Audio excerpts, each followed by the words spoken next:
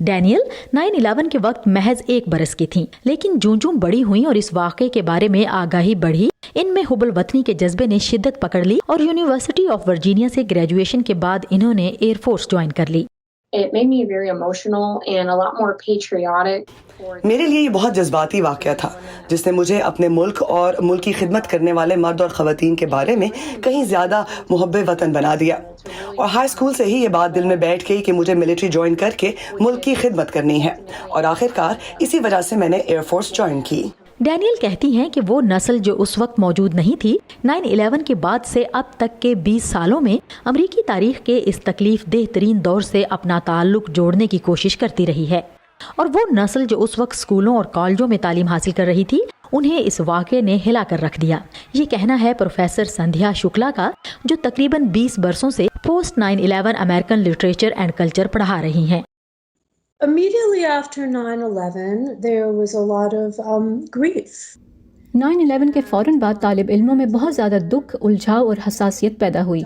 उन्हें समझ में नहीं आती थी कि इस मौजू पर कैसे बात की जाए। ताहम ज़्यादा वक्त नहीं लगा और तुलबा ने इस अलमिये को एक मुख्तलिफ नुक्ता नज़र से देखना शुरू कर दिया। यानी अव्वल तो ये कि ऐसा वाक़या हुआ ही क्यों। इस तरह दुख, तकलीफ़ और गुस्सा मुख्तलिफ पहलुओं का जायज़ा लेने वाली सोच में बदल गया। तालिब इल्मों के साथ साथ खुद असातिज़ा को कई तरह के चैलेंजेस का सामना रहा।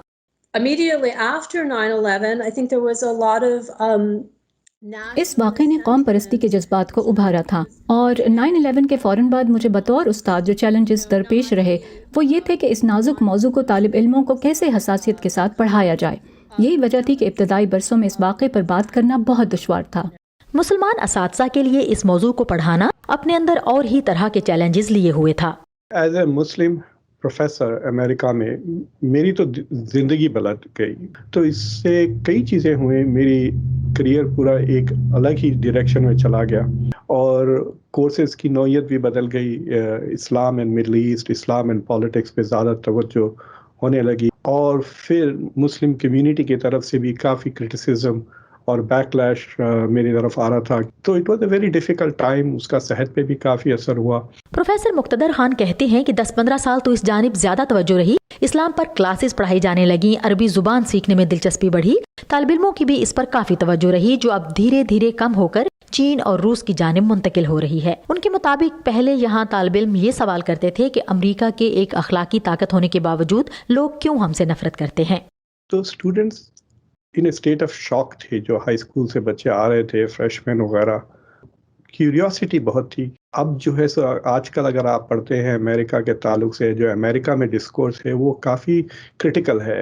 अमेरिका बहुत रेसिस्ट मुल्क है, अमेरिका में इनइक्विटी बहुत है, अमेरिका की डेमोक्रेसी डिक्लाइन। तो अमेरिका के ख़िलाफ़ अमेरिकन ही बहुत ज़्यादा बोल रहे हैं, लेकिन उस ज़माने में उतना नहीं था। इस वाक़े ने नौजवानों को भी कई पहलुओं पर गौर करने पर मजबूर किया, और यूं शुरू के तजस्सुस के बाद तालिब इल्मों ने यहाँ मौजूद मसाइल पर बात करना शुरू की। तालीमी माहिरीन का ये भी कहना है कि शुरू में हाई स्कूल के तालिब इल्मों में जंग की हिमायत मौजूद थी, लेकिन बाद में बड़ी क्लासेस में काफ़ी मुखालफत देखने में आई, ख़ासतौर पर इराक़ की जंग के बारे में। अफ़गान जंग, जिसे शुरू में हक बजानिब समझा गया, हालिया कुछ अरसे के दौरान इस बारे में भी शुकूक व शुबहात में इजाफा हुआ। Sadia Zibran Jha, voice of America, Washington.